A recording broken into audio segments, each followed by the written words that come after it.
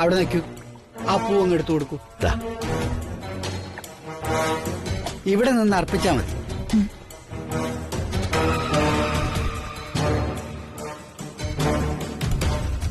കല്യാണി സൂക്ഷിച്ചു നിക്കണം. കൽപ്പടവില് വഴുക്കലുണ്ട്. സൂക്ഷിച്ചോളാം മാഡം. നിനക്ക് നീന്തൽ അറിയോ കല്യാണി? അറിയാം. അല്ല, നിങ്ങൾക്ക് രണ്ടുപേർക്കും നീന്തൽ അറിയാമോ? ശ്രമിക്കാം. എനിക്ക് അത്ര നന്നായിട്ട് അറിയില്ല. ഭയപ്പെടണ്ട, ഭഗവാൻ കാത്തോളൂ. വെള്ളത്തിൽ മുങ്ങാതെ തരവില്ലല്ലോ.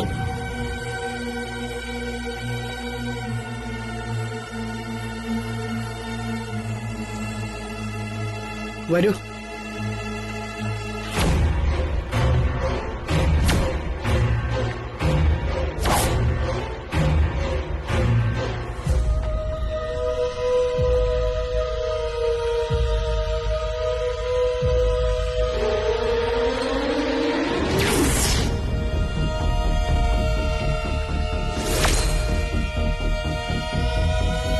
കുട്ടി വരൂ. സ്ഫടിക ശിവലിംഗം കണ്ടെത്തി കരയിൽ വരുന്നിടം വരെ മഹാദേവനെ പ്രാർത്ഥിച്ചുകൊണ്ട് കുളത്തിൽ ഈ പൂക്കൾ അർപ്പിച്ചുകൊണ്ടിരിക്കണം. നമുക്കിനി പ്രാർത്ഥിക്കാം. ഓം നമഃ ശിവായ, ഓം നമഃ ശിവായ, ഓം നമഃ ശിവായ.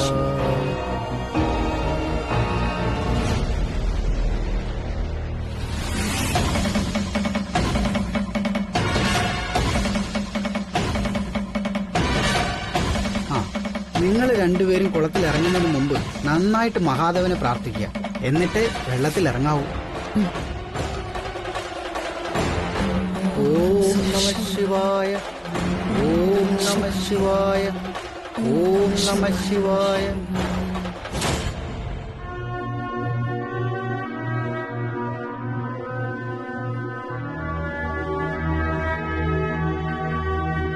അമ്മേ, ഞാൻ ഇന്ന് വരെ അമ്മയുടെ മുമ്പിൽ വന്ന് എനിക്കത് വേണം ഇത് വേണം എന്നൊന്നും പ്രാർത്ഥിച്ചിട്ടില്ല. എന്നാ എന്റെ ചേച്ചിക്ക് വേണ്ടി ഞാനിപ്പോ അമ്മയോട് കരഞ്ഞു പ്രാർത്ഥിക്കുക. ചേച്ചി രക്ഷിക്കണം അമ്മേ. എല്ലാരും തൃച്ചംബരത്തെ ക്ഷേത്രക്കുളത്തിലേക്ക് പോയിരിക്കുക, ശിവലിംഗം എടുക്കാനായി. ന്യായമായി കുളത്തെ ഇറങ്ങേണ്ടത് ചേച്ചിയും നന്ദന മേഡവാ. എന്നാ ചേച്ചി ഈ കുളത്തിൽ ഇറങ്ങാനുള്ള അനുവാദം പോലും ഇല്ലല്ലോ അമ്മേ. ചേച്ചിക്കാണ് ശിവലിംഗം കിട്ടേണ്ടത്. ചേച്ചിക്കത് കിട്ടണം. അഖില മേഡം ചേച്ചി മരുമകളെ അംഗീകരിക്കണം. ചേച്ചി അമ്മ അനുഗ്രഹിക്കണം.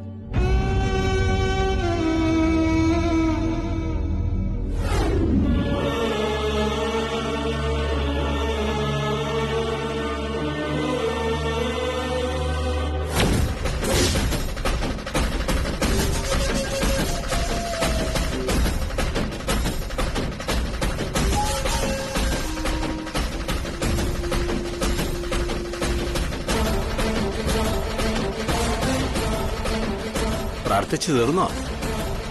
ഇങ്ങനെയല്ല, പൊട്ടിക്കരഞ്ഞ് പ്രാർത്ഥിക്കടാ അമ്മയോട്. ചിലപ്പോ നിന്റെ ആഗ്രഹം സാധിച്ചു തരും. ചേച്ചിക്ക് വേണ്ടി അനിയന്റെ ഒരു പ്രാർത്ഥന.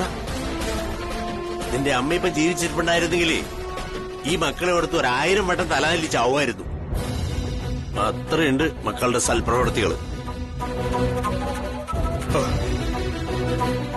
എന്തൊക്കെയാ മോഹങ്ങള്? പൂർവിക പൂജ ചെയ്ത സ്ഫടികമാല ചേച്ചിക്ക് കിട്ടണം. കരയിൽ നിൽക്കുകയാണെങ്കിലും കുളത്ത് കിടക്കുന്ന സ്ഫടിക ശിവലിംഗം ചേച്ചിക്ക് തന്നെ കിട്ടണം. നിന്റെ ചേച്ചി ആരാ? തൃച്ചംബരത്തിന്റെ അനന്തരാവകാശയോ അതോ അഖിലാണ്ടേശ്വരി മേഡത്തിന്റെ മൂത്ത മരുമകളോ? എടാ, നീയൊക്കെ താഴെ നിന്ന് വളരാൻ നോക്ക്. ഒറ്റ കുതിപ്പിന് മുകളിലേക്ക് ചാടണ്ട. അങ്ങനെ ചാടിയാൽ വീഴ്ചയുടെ ആഘാതം കൂടും. നീ പഠിക്കാൻ തുടങ്ങിയപ്പോ ആദ്യം പെൻസിൽ കൊണ്ട് എഴുതിച്ചെന്തിനാ? തെറ്റുപറ്റിയാൽ റബ്ബർ കൊണ്ട് തുടച്ചാൽ മായും. പക്ഷേ പിന്നെ പേന കൊണ്ട് എഴുതി തുടങ്ങിയപ്പോ തെറ്റ് വെട്ടിത്തിരുത്താനേ പറ്റും. അതൊരു പാഠമാണ്. തൃച്ചംബരത്തെ ക്ഷേത്രക്കുളത്തിൽ കിടക്കുന്ന ശിവലിംഗം ഒന്നുകിൽ നന്ദന മേഡത്തിന് കിട്ടും, അല്ലെങ്കിൽ ഗംഗാ മേഡത്തിന് കിട്ടും. അവരാ അതിന് അർഹതപ്പെട്ടവര്. തറവാട്ട് പറഞ്ഞവര്. അല്ലാതെ പാത്രം വാരാൻ ചെന്ന നിന്റെ ചേച്ചിക്ക് അല്ലാതെ കിട്ടാൻ പോന്നെ.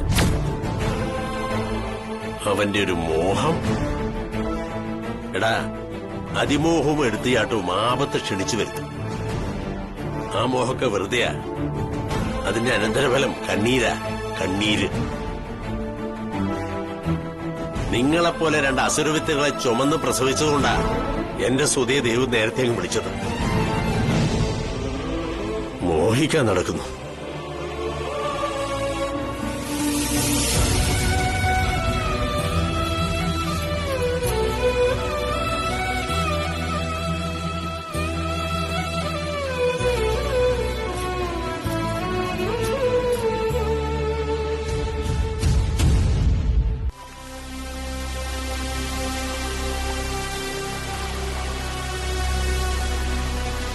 വരിക.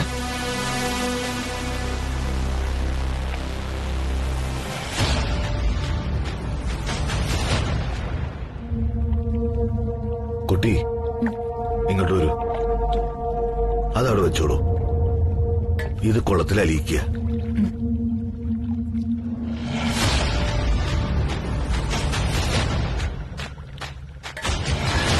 ഓം നമഃ ശിവായ. ഓം നമഃ ശിവായ. ഓം നമഃ ശിവായ. ഓം നമഃ ശിവായ.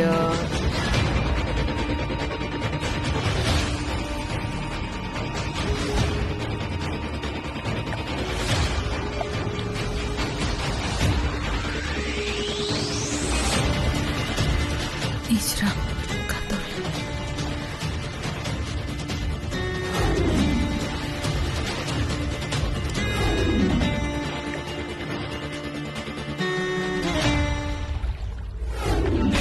ഓം നമഃ ശിവായ.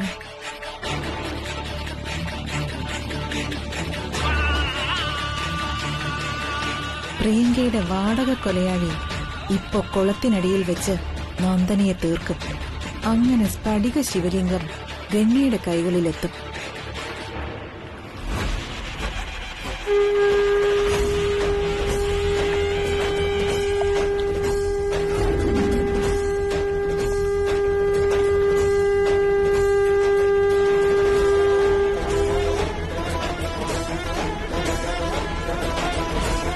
ഇറങ്ങിക്കോളൂ, പ്രാർത്ഥിച്ച്.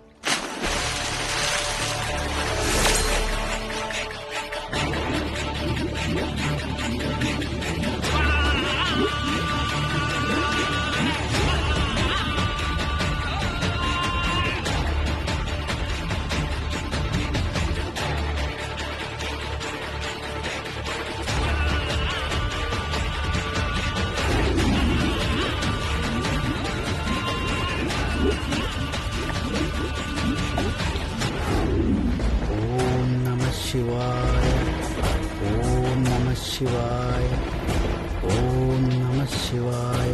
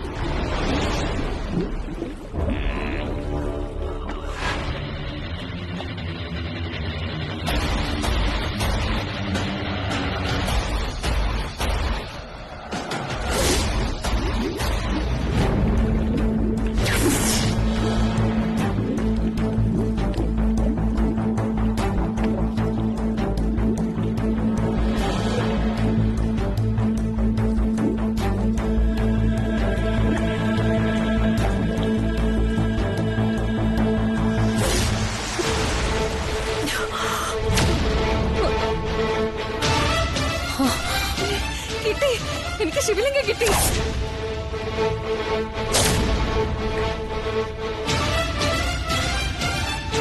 അയ്യോ,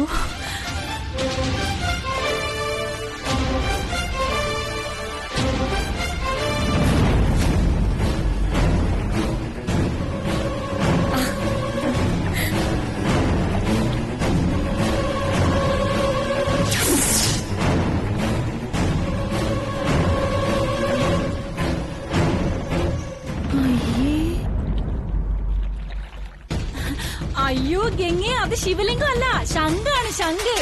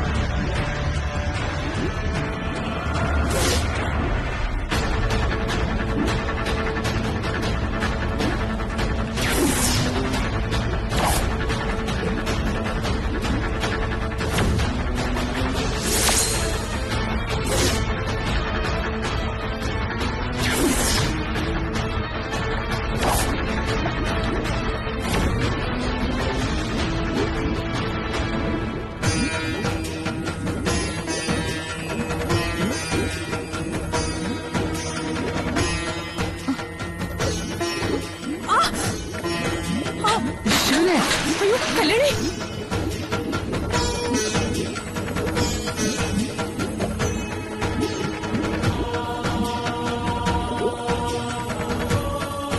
അയ്യോ ദേ കല്യാണി കുളത്തിലേക്ക് വീണു.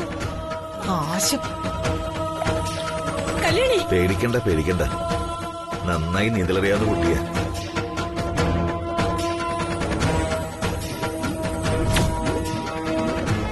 ദൈവമേ, ഇവളിനി പൊങ്ങി വരല്ലേ.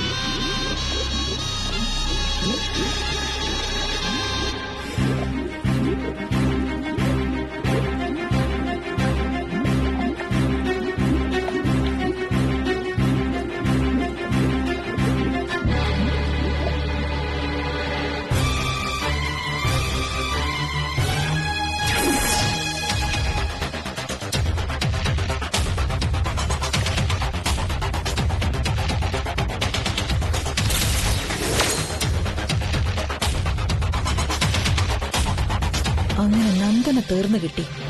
ഇനി ശിവലിംഗം ഗംഗയ്ക്ക് മാത്രമുള്ളതാ.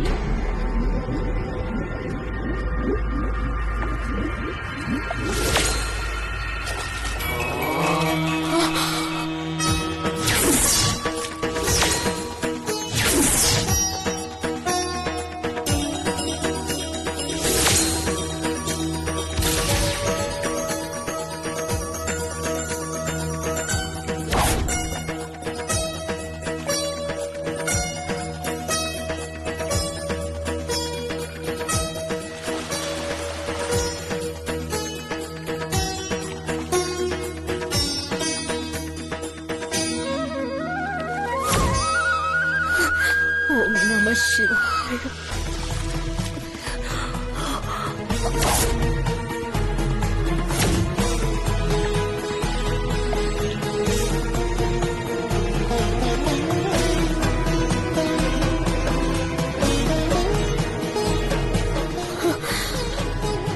നമഃശിവായ. അയ്യോ,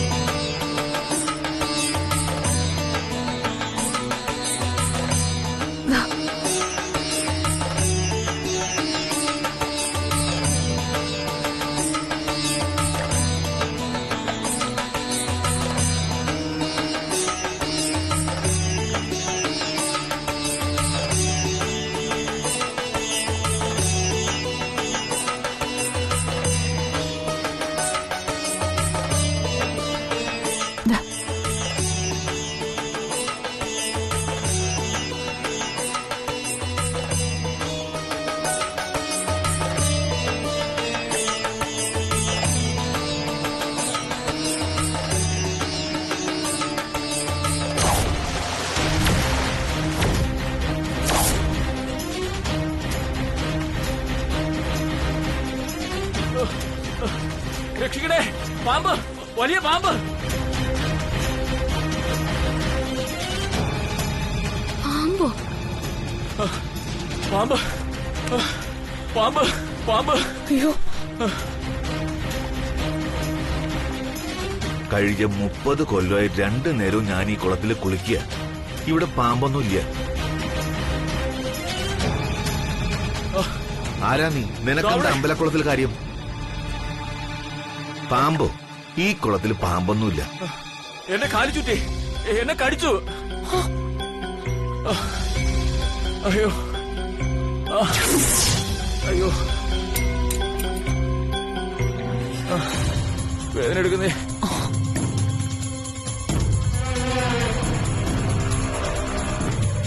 ആരാടാ നീ? ഈ അമ്പലക്കുളത്തിൽ നിനക്കെന്താ കാര്യം?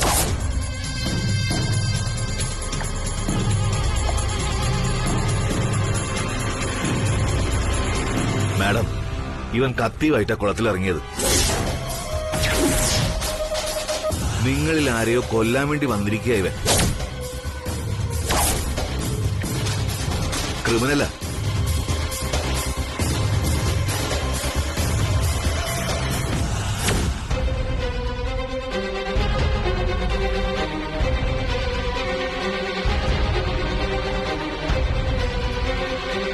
വിലാസിനെ ഫോൺ.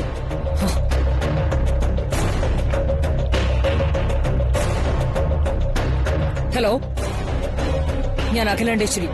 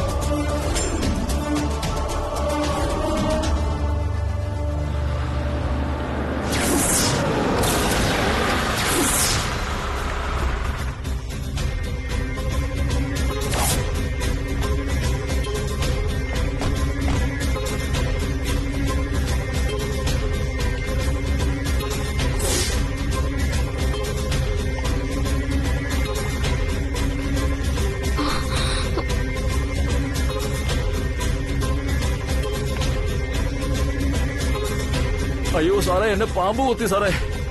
അയ്യോ സാർ, ഇവൻ ഈ കത്തിയുമായിട്ട് കുളത്തിലിറങ്ങി ഒളിച്ചിരിക്കുകയായിരുന്നു. നീ എന്തിനാ കത്തിയുമായി കുളത്തിലിറങ്ങിയത്? പറയടാ. അയ്യോ,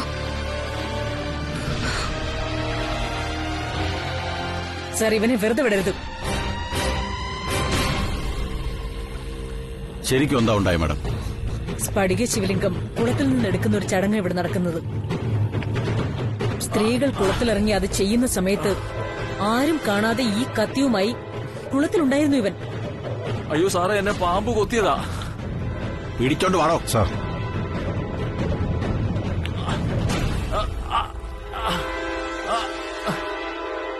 പോയി കത്തി എടുത്തോടാ. ശരി സാർ.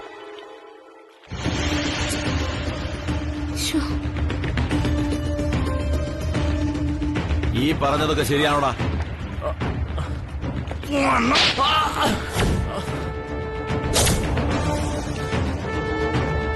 സത്യമായിട്ടും എന്നെ പാമ്പ് കടിച്ചതാ സാറേ. ഈ കുളത്തിൽ പാമ്പൊന്നും ഇല്ല സാർ. 30 കൊല്ലമായി 2 നേരവും ഞാൻ ഈ കുളത്തിൽ കുളിക്കുക.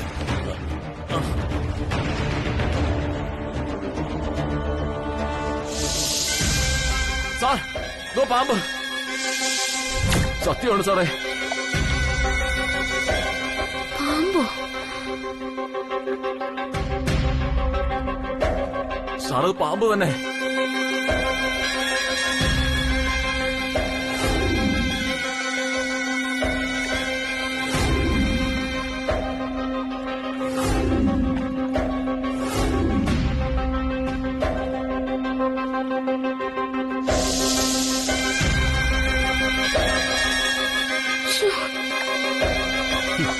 പിടിച്ചോണ്ട് പോടോ അവനെ. അപ്പൊ ശരിയെന്നാ. Okay madam. ശരി. നടക്കടാ അങ്ങോട്ട്.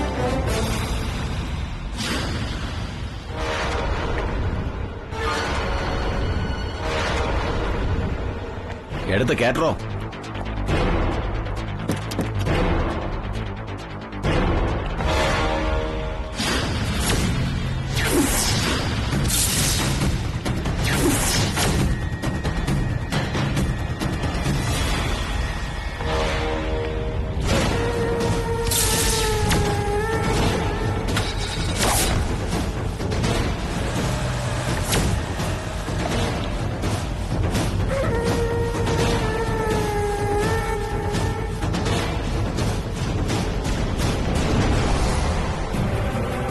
ഇനി ഒരു വിശേഷാൽ പൂജ കൂടി ബാക്കിയുണ്ട്.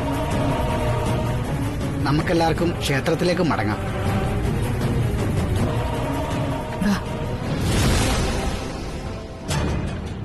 വരിക.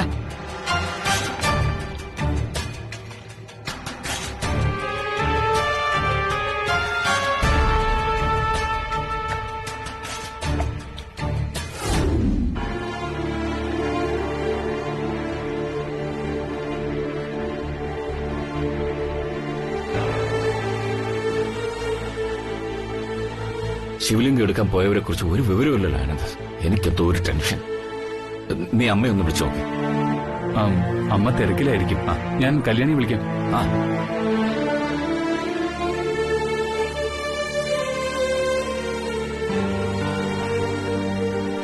കല്യാണിയുടെ mobile phone switch off. Anand, നീ അമ്മയെ തന്നെ ഒന്ന് വിളിക്കും. എത്ര നേരം എന്ന് പറഞ്ഞാൽ ടെൻഷൻ സഹിക്കുക.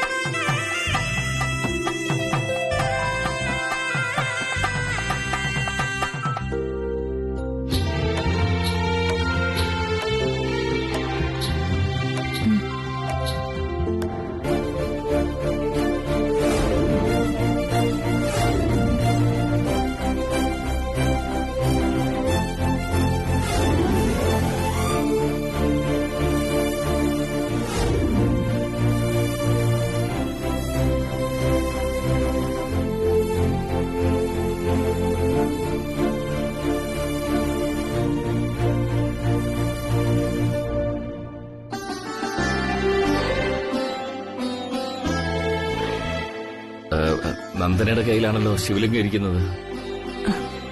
സ്ഫടിക ശിവലിംഗം കിട്ടിയത് നന്ദനയ്ക്കാണോ?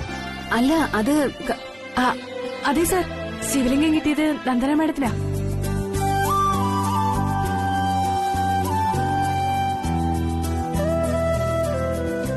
അമ്മ എവിടെ? ആന്റി ബാക്കി പൂജ കൂടി കഴിഞ്ഞിട്ടേ വരൂ. ആ, എന്തായാലും സന്തോഷമായി. ഇതിനി ഇരിക്കേണ്ടത് പൂജാമുറിയില്ല.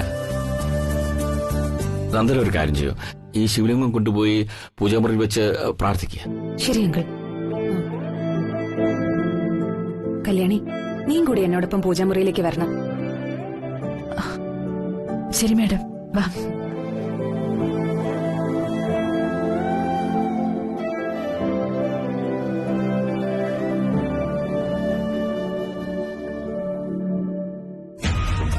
വാ.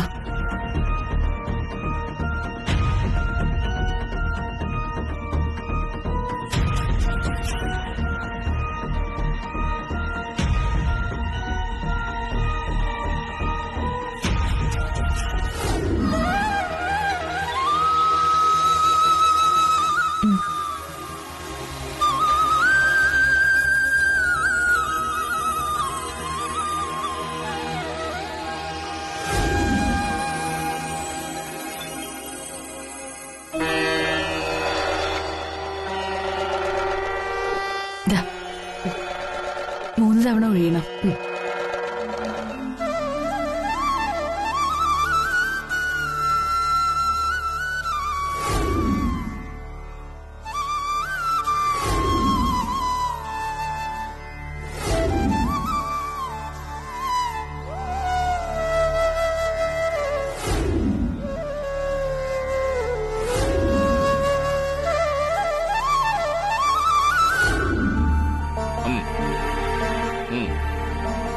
ആ ശരി ശരി, ആനന്ദിനോട് ഞാൻ നാളെ തന്നെ മെയിലിന് റിപ്ലൈ ചെയ്യാൻ പറയാം. ആ വേറൊന്നുമില്ല.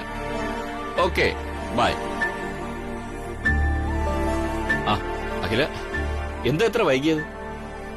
കല്യാണി നന്ദനെയൊക്കെ നേരത്തെ തന്നെ വന്നല്ലോ. ഞാൻ ഗുരുജിയുടെ അടുത്ത് പോയിരുന്നു കൃഷ്ണേട്ടാ. എന്നിട്ട് ഗുരുജിയെ കണ്ടോ? ഗുരുജി അവിടെ ഇല്ലായിരുന്നു. അല്ല, ശിവലിംഗം നമ്മുടെ പൂജാമുറിയെ കൊണ്ടുവച്ചായിരുന്നോ? നന്ദനയും കല്യാണിയും കൂടെ കറക്റ്റ് സമയത്ത് തന്നെ പൂജാമുറിയിൽ വെച്ച് പ്രാർത്ഥനയും നടത്തി.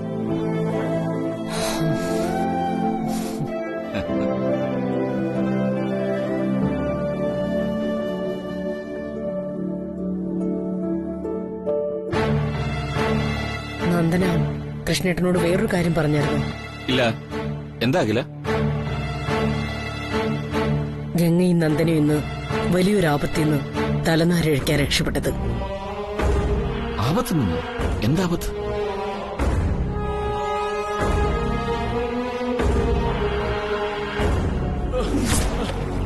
രക്ഷിക്കണേ, പാമ്പ്, വലിയ പാമ്പ്.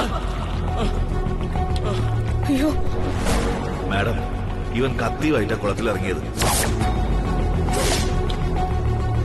നിങ്ങളിൽ ആരെയോ കൊല്ലാൻ വേണ്ടി വന്നിരിക്കുക ഇവൻ.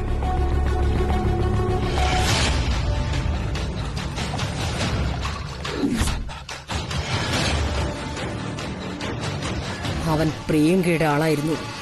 കുളത്തിൽ വെച്ച് നമ്മുടെ മരുമക്കളെ കൊല്ലാൻ പ്രിയങ്കയുടെ കയ്യിൽ നിന്നും കൊട്ടേഷൻ എടുത്തവൻ. അന്ന പ്രിയങ്ക ക്ഷേത്രത്തിലേക്ക് വന്നത് അതിനാ. അല്ലാതെ അവൾക്ക് ക്ഷേത്രത്തിൽ എന്ത് കാര്യം?